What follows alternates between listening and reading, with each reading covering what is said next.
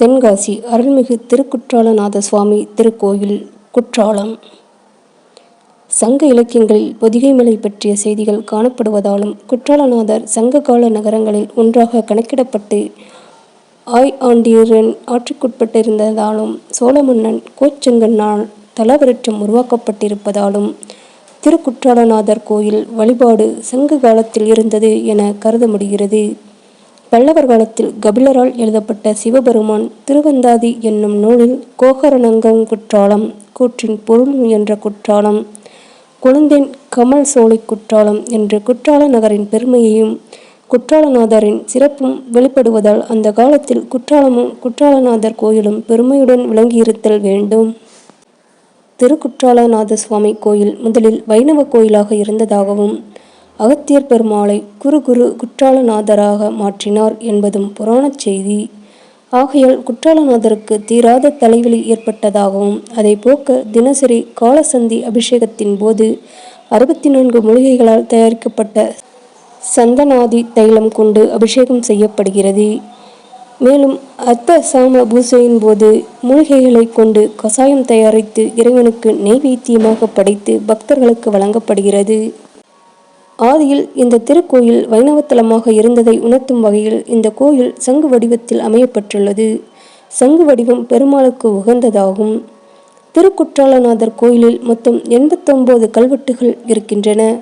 சோழ மன்னன் பரகேசரிவர்மன் என்ற முதலாம் பராந்தகன் காலத்தில் எழுதப்பட்ட 10 கல்வெட்டுகள் இருக்கின்றன. திருக்குற்றால பெருமாள் என்று குற்றாலத்துறை ஆண்டவனை முதல் கல்வெட்டு மட்டும் கூறுகிறது. பின் எழுந்த கல்வெட்டுகள் குற்றாலதேவன் மாதேவன் என்று குறிக்கின்றது. இந்த மன்னன் காலத்து கல்வெட்டுகளில் சூரிய கிரகண நாள் குறிக்கப்பட்டிருப்பதால் அதன் அடிப்படையில் அந்த மன்னனின் ஆட்சி காலத்தை வரலாற்று அறிஞர்கள் கணக்கிட்டு உள்ளனர். கோயில் விலக்கரிப்பதற்கு தானாக பசு கொடுத்தது போல பொன், பணம், ஆடு, எருமை போன்றவற்றை வழங்கிய செய்திகளும் இந்த கல்வெட்டில் இருக்கின்றன. இந்த மன்னன் காலத்து கல்வெட்டில் மட்டும் பெருமாள் என்ற பெயர் காணப்படுவதால் அந்த காலத்தில் பெருமாள் சன்னதியும் சிவன் சன்னதியும் இருந்தன என்ற செய்தியை அறிய முடியும். பல்லவர் காலத்தில் எழுந்த இலக்கியமான தேவார பாடல்களில் மட்டுமே குற்றால நகரம் இறைவன் பற்றிய செய்திகள் காணப்படுகின்றன. சமயக்குறவர்கள் நால்வராலும் பாடப்பட்ட சிறப்பு இந்த திருக்கோயிலுக்கு உண்டு. அதில் திருஞானசம்பந்தர் திருக்குற்றாலநாதர் கோயிலுக்கு வந்து வழிபாடு செய்து இந்த திருக்கோயிலின் தலவிருட்சமான குறும்பலாவை பற்றி 2ஆம் திருமறையில் 71ஆம் பதிகமாக தனியாக ஒரு பதிகம் பாடியுள்ளார். தேவார பாடல்களில்தான் குற்றாலம் என்ற சொல்லாட்சி முதலில் காணப்படுகிறது.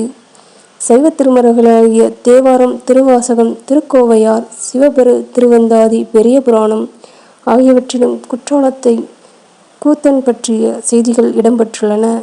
நாயக்கர் காலத்தில் பட்டினத்தார், அருணகிரிநாதர் போன்ற முனிவர்களும் குற்றாலத்து இறைவனை பற்றி பாடியுள்ளனர். திரிகூடராசப்ப கவிராயர் குற்றாலநாதர் குழல்வாய்மொழி அம்மையின் பெருமைகள் அடிப்படையில் 14 சிற்றிலக்கியங்கள் இயற்றியுள்ளார். இந்த தலத்தை வழிபடுவதால் பிறவிப்பிணி நீங்கும்.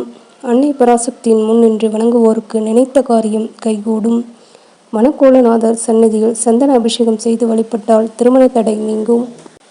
இந்த கோவிலில் 5 தேர்கள் இருக்கின்றன. அருள்மிகு பிள்ளையார் தேர், அருள்மிகு முருகர் தேர், அருள்மிகு நடராஜர் தேர், அருள்மிகு சுவாமி தேர், அருள் தரும் அம்மன் தேர். சித்திர சபை அருள்மிகு நடராச பெருமான் திருத்தாண்டவம் ஆடியுள்ள 5 சபைகளில் ஒன்றான சித்திர சபை இங்கு அமைந்துள்ளது.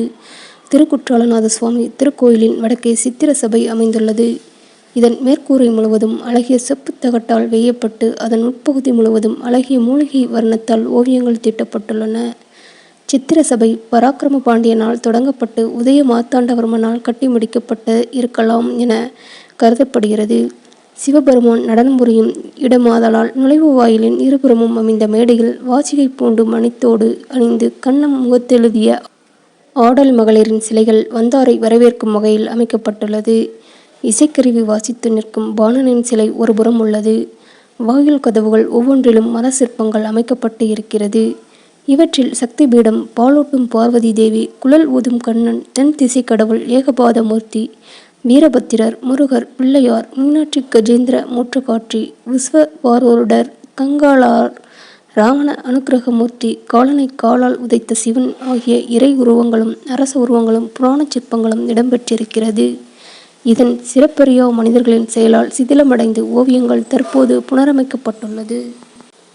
அருள்மிகு செண்பகாதேவியம்மன் திருக்கோயில் திருக்குற்றாலநாதர் திருக்கோயிலில் இருந்து மலை மீது சுமார் 5 கிலோமீட்டர் தொலைவில் அமைந்துள்ளது. இந்த கோயிலில் முதலில் அம்மன் வழிபாடு செய்த பின்னர்தான் திருக்குற்றாலநாதர் கோவிலுக்கு விழாக்கள் எடுக்கப்படும். செண்பகாதேவி அம்மனுக்கு சித்ரா பௌர்ணமியை முன்னிட்டு 10 நாட்கள் திருவிழா நடைபெறும்.